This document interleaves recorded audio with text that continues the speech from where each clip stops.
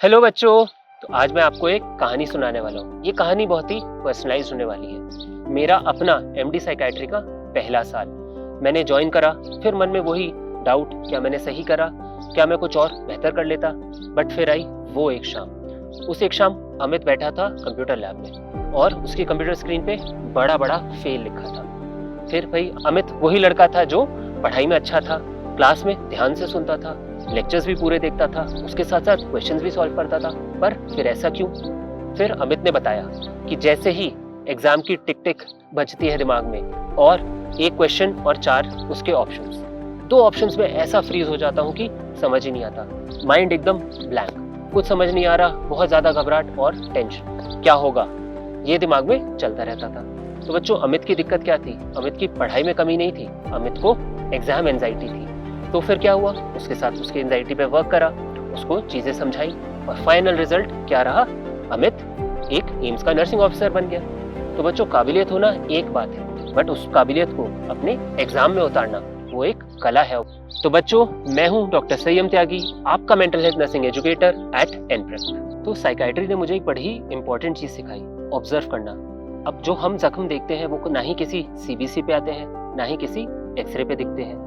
तो जो मरीज की आंखें बोल रही है या मरीज की चुप्पी, हमें उससे ही समझना है कि मरीज को क्या परेशानी है। तो इसी के साथ जब हम किसी मरीज से बात करते हैं तो उसके जो हाव भाव है, कैसे वो बिहेव कर रहा है, उससे ही हमें सारी चीजें समझ में आती है। और सबसे इम्पोर्टेंट बात, हर 7 में से एक भारतीय को कोई ना कोई मेंटल हेल्थ दिक्कत है।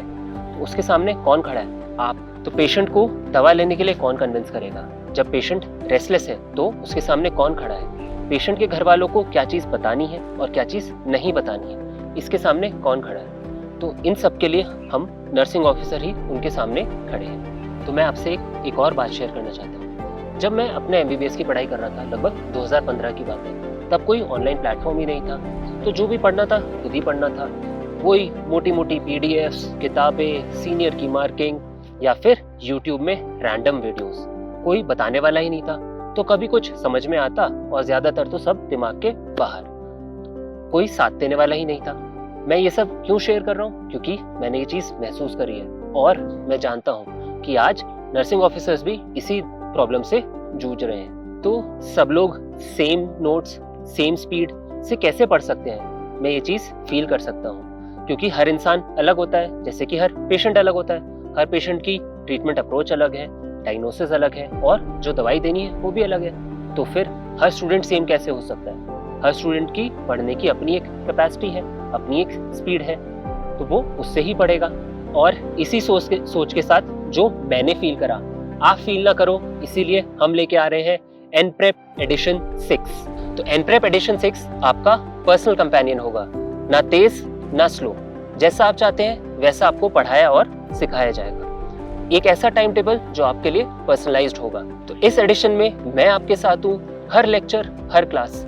मैं डॉक्टर संयम त्यागी, आपका mental health nursing educator at एनप्रेप। तो तब तक के लिए पढ़ते रहिए और अपनी ड्यूटीज करते रहिए।